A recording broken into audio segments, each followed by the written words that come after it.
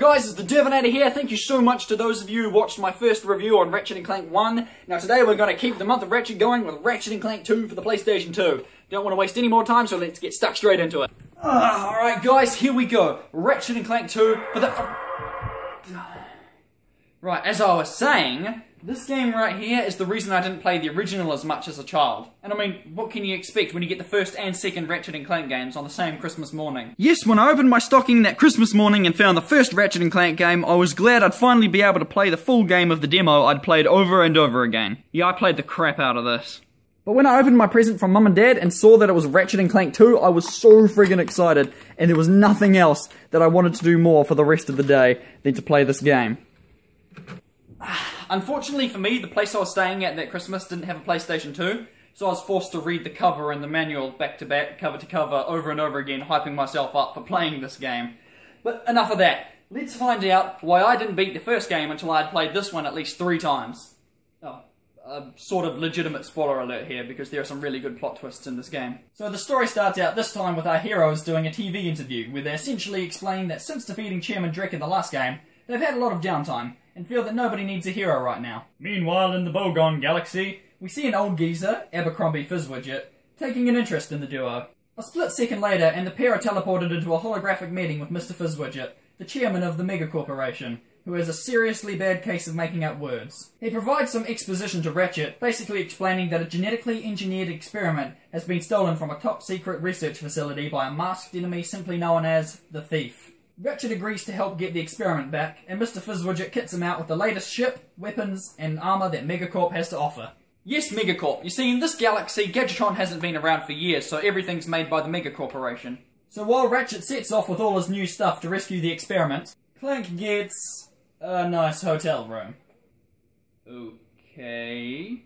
But Ratchet is almost immediately confronted by the Thief, and he escapes with the experiment. We see the Thief employ the help of Thugs for Less, a gang of mercenaries for hire. While Ratchet is off tracking down the Thief, Clank meanwhile, just ignore the creepy stalker bot, Clank gets Clank-napped.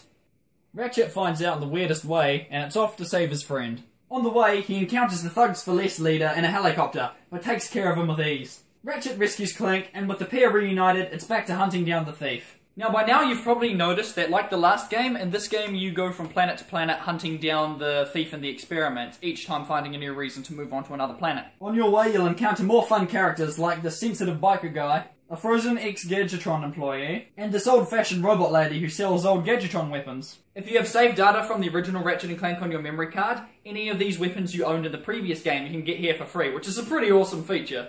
You'll also get your old swingshot and grind boots back. Remember how I said you go from planet to planet in your search for the bad guy, each time finding a reason to move on to another one? Well, when they arrive at the next planet they go to, they actually poke fun at the idea. Too late again. We always seem to be a bit late. Why is that? Every now and then between planets you'll get some exposition on what happened to Captain Quark after the last game, in the form of these behind the hero ads. Eventually, they catch up to the Thief, defeat him, and get the experiment back. The Thief escapes again, and Ratchet and Clank head off to return the experiment to Mr. Fizzwidget, who accidentally wrecks their ship and ejects them into the desert, which leads to one of the best scenes in video game history. It says, in case of emergency, break glass with wrench. Hold on. This one says, use rock to break glass to get wrench to break glass to get rock. Ooh, I love logic puzzles. Let's see. If you break the glass with the... Solved it. The Thief shows up again hoping to get the experiment back, but slips off his ship. Wow, really? And it turns out that the Thief is actually a female Lombax. What a twist! Breaking the future series continuity and somehow magically changing clothes. Fun fact, her voice actress is actually the same as Princess Sally from the only good Sonic the Hedgehog cartoon, and Sora's mother from Kingdom Hearts 1. She gives them some cryptic information about having to find Mr. Fizzwidget, and then flies off, leaving Ratchet and Clank to wonder what just happened. An alien hippie Zen master thing fixes their ship with the power of crystals, and they're back on their adventure. A PE instructor turned maths teacher sends Giant Clank to the moon to face off against the Thugs for Less leader again, this time in a giant mech suit. After beating him, you gain entrance to the Megacorp games. They also find out that the experiment is actually a vicious, ravenous monster and set out to warn Fizzwidget. But he gives them the wrong password to get past the perimeter defenses. It's heavily guarded, so make sure to use the password. Which is, Quarktastic!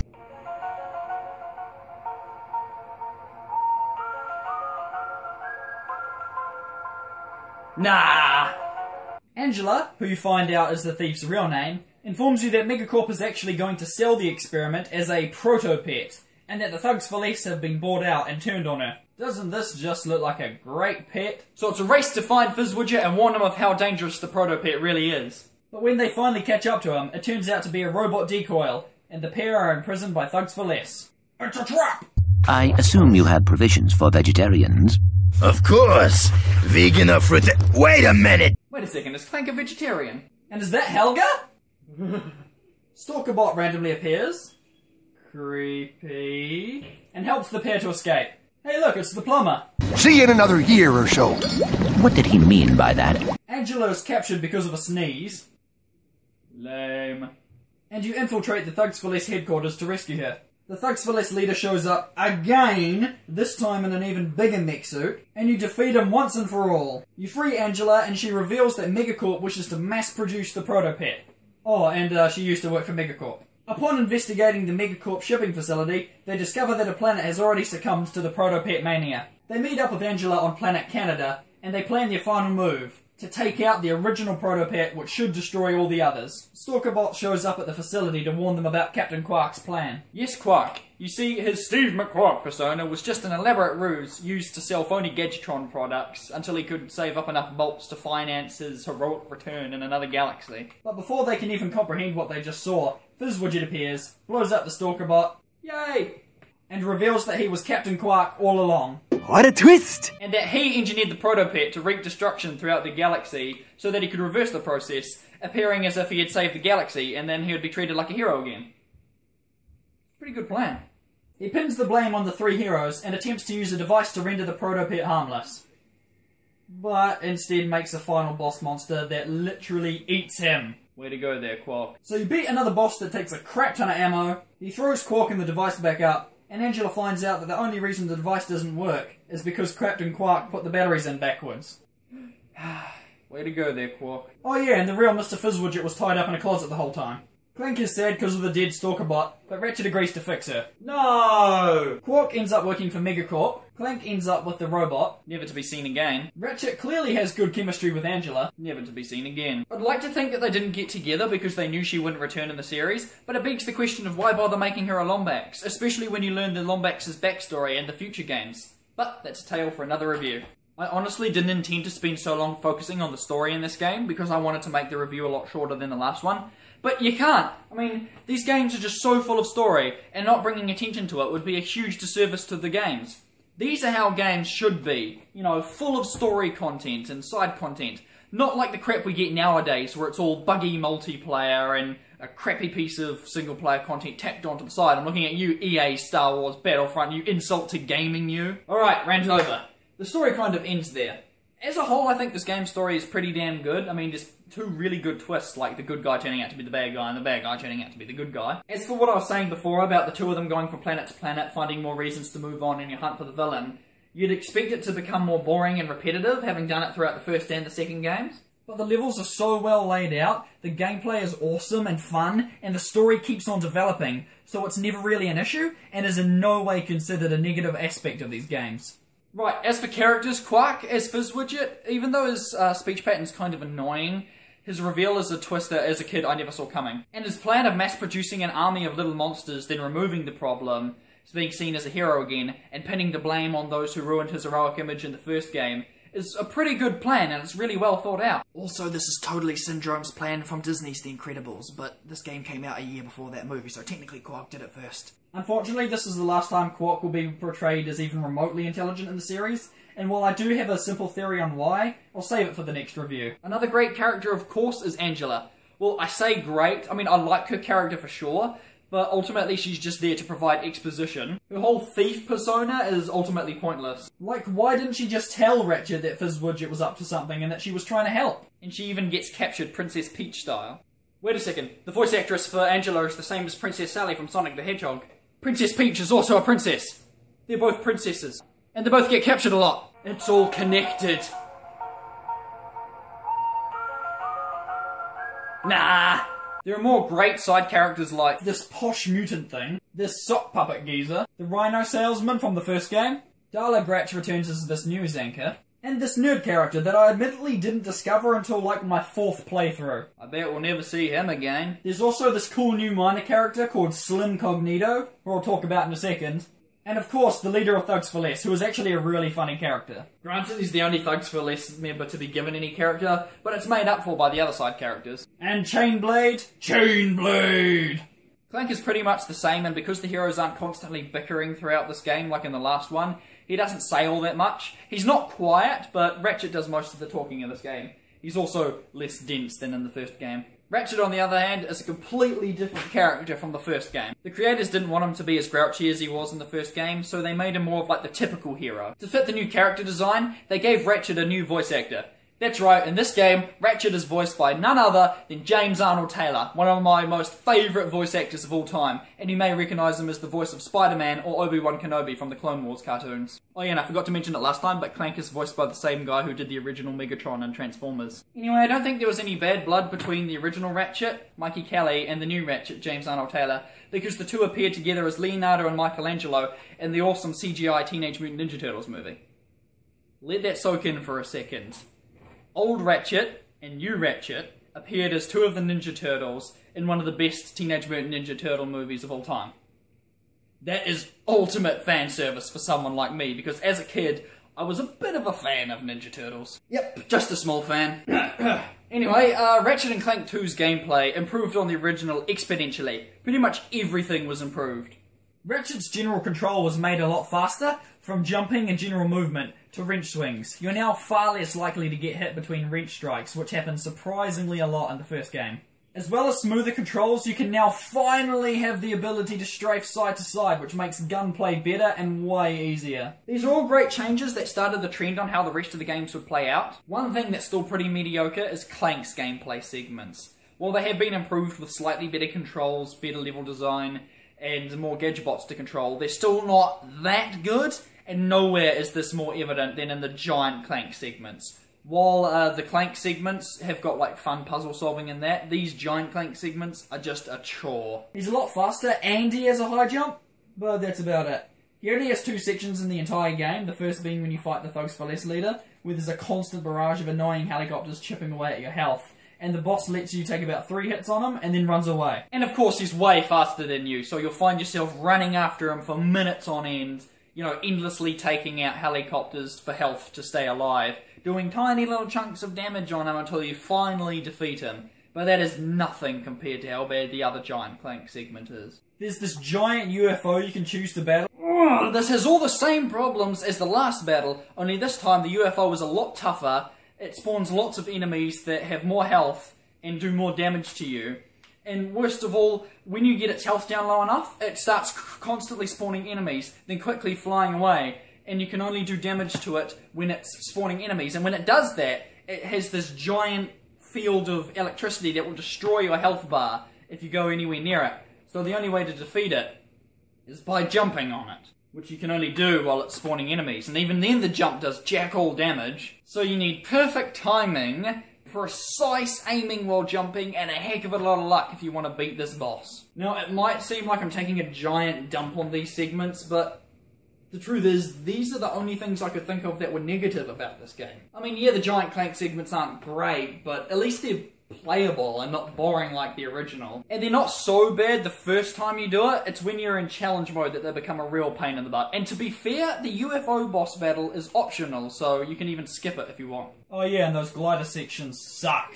Speaking of challenge mode, yes, in this game, once you beat the giant proto-pet, you can start the game again in challenge mode. Challenge mode is a bit harder, but it's where the true potential of the game comes in. Upon starting challenge mode, you gain access to ultra weapons. You see, throughout your first playthrough, you can actually level your weapons up by defeating enemies and turn it into a mega weapon. It's basically a better version of that current weapon. And when you enter challenge mode, you can buy the ability to upgrade your weapon into an ultra weapon, which is the same as the mega, just way stronger. You can't upgrade the Gadgetron weapons, which I guess makes sense because they're from another galaxy, but it would be cool if you could get the gold version of these weapons if you had them in the previous game. But the bomb glove still sucks, obviously. You can even extend your health bar quite a bit in this game by defeating enemies or finding these weird DNA helixes that are like nanotech, basically. And you can also buy the Clank Zapper, which is a pretty weird and ultimately pointless weapon. Finally, there's your Bolt Multiplier. This thing is awesome. By defeating multiple enemies in a row without getting hit, you can gain a multiplier, and this basically extends the amount of bolts you can get from crates and defeating enemies. So the more enemies you defeat in a row, the higher your Bolt Multiplier goes, up to 20, which essentially means you can be getting thousands of bolts by defeating a single enemy if you have like a ×20 activated. This adds a whole new level of skill to your game while you try and defeat as many enemies as possible without losing your multiplier. Basically, this game takes everything the first game did and steps it up a notch while adding more content. There are now platinum bolts to find, replacing gold bolts from the first game. I assume because all of the regular bolts are now golden. They added 2 massive levels with crystals to collect for bolts, including a desert in Canada. Hey look, Canadians! Nice weather today, eh? Ah! There are better grind boot sections. You can get the charge boots, an awesome new addition to let you speed through the levels. A Hypnomatic for controlling little robots. You can purchase armor to give Ratchet better protection against enemy attacks. More skill points that actually unlock cool cheats like a snowman skin for Ratchet. I always appreciated Ratchet in tux because the final set of armor covers Ratchet's face so you can't see him in cutscenes. This way you can see his face in cutscenes. You can trade in your platinum bolts for weapon modifications at any of Slim's vendors, or trade in Raritanium for ship upgrades. You can get Raritanium from the desert, Canada, and in space. Oh yeah, there's also space battles in this game. Did I say there's space battles in this game? There's space battles in this game. And hoverbike racing. And arena challenges. Each one of these game modes is fully fleshed out and brimming with content. The level design in this game is great as well, and I really Oh. Hi, Jack and Daxter. There are also a plethora of new weapons to choose from, including this awesome shield which quickly became a personal favourite of mine, these flying robots of death, a ray gun that turns enemies into sheep, and the even mightier Rhino 2. Much like the original Rhino, this one takes ages to save up for, but it is definitely worth it as it is the best gun in the game and makes absolute mincemeat out of the bosses. Suck it, Chain Blade! There's also the Zodiac, which is nearly twice as expensive as the Rhino 2, and unleashes a massive blast of deadly lightning that does absolutely nothing and takes ages for you to use, leaving you wide open for attack. Ugh. But for all the awesome weapons you have at your disposal, there's always that one that just plain sucks. In this case, it's the hoverbomb gun. I think you're supposed to be able to control it by tilting the controller, but it just doesn't work and ends up floating away and not doing anything. Come back! Why aren't you killing any enemies? What are you doing? All hail the mini nuke! On top of all this, the game is actually quite funny, with quite a lot of slapstick. Finish him.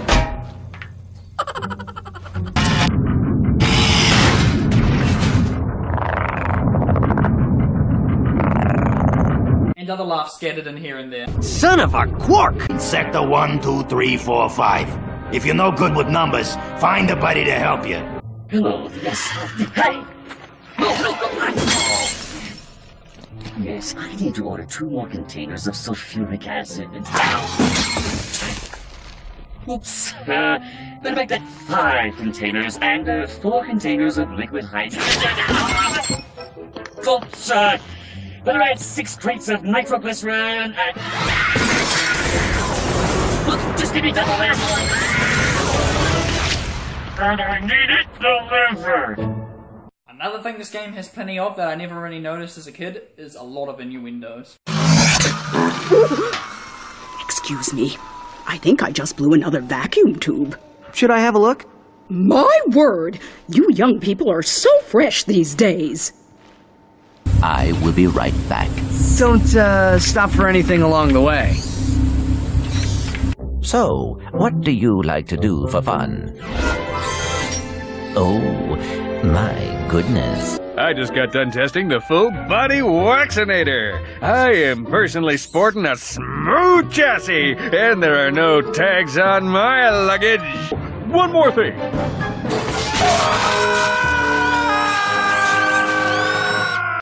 Though this was also apparent in the first game as well. Soldier, find a way to use that shaft to infiltrate the compound undetected. Heck, even the very title of the game was considered to be too much of an innuendo, and that's why some of us ended up with it being called Locked and Loaded instead of Going Commando like it was in America. It's funny that they changed the title of the game, and yet they left this on the back cover. Yeah, that's the only time the series has had anything to do with flat-out swearing. Alright, just what the is going on? This game is just loaded with awesome content and is such an amazing game. There's even a secret area called the Insomniac Museum, where you can go and it shows you heaps of behind the scenes and making of stuff. There are also some pretty funny developer messages in here. It's a shame you have to wait till 3 AM for the teleporter to activate so you can access it. Screw that, I'm glitching inside this place. But for all the technological developments that this game had, it's great content, awesome story, and phenomenal voice acting. I still find this game kind of forgettable. Don't get me wrong, it's a fantastic game on all accounts, but I think it suffers from the middle child scenario. The original was an incredibly unique starting point, and the next one is perfect and might just be my favourite game in the series. So this one kind of just falls in the middle. Also, as a kid, the first level Auxon really freaked me out. But I mean, how can you not get scared when you literally see these guys get dragged to their swampy graves? It's okay, buddy, I got you. I got you. What? What just happened? Plus, the eerie music didn't really help that fact. Also, I don't like having to start the game again without Clank. But that's my problem and not the fault of the game. But I can't help feeling this way. It's just like Jak 2. It's still an amazing game, but I just have stronger feelings about the first and the third one.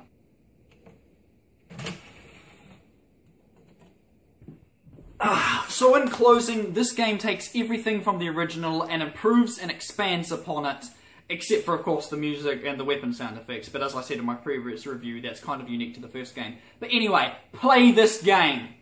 Whether you're a hardcore gamer or a casual player, this game has so much content and replay value that you can play it over and over and over again without ever getting bored. It's hard to believe that this formula could get any better, but you'll have to check out my next review to find out.